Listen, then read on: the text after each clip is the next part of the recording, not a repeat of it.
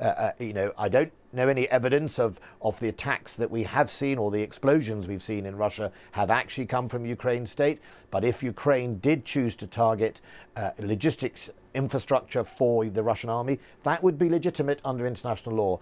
And if they did it, they currently don't have British weapons that could do that, so it's unlikely that it is our weapons. But if they did it, it is legitimate and it is in line with international law.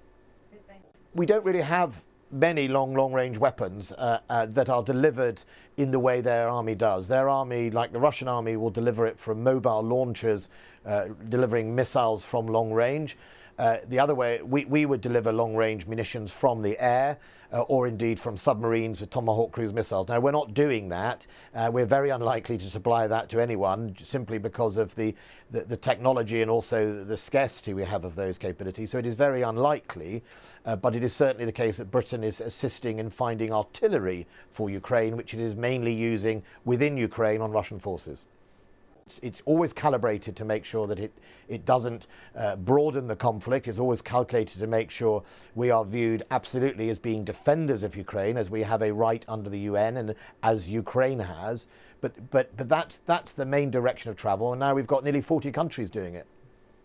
Well, so we escalate basically within the borders of Ukraine. I think my point is you've seen the saber rattling and the sort of threats from Putin about effectively broadening the conflict, which is clearly something he would like to do.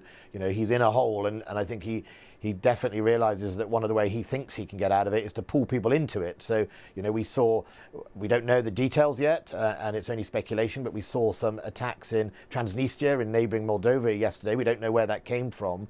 We've seen, threats of false flags around outside Ukraine. That's all part of, one of his sort of lashings out, but also a desperate effort to move people off the main subject, which is his failure in Ukraine.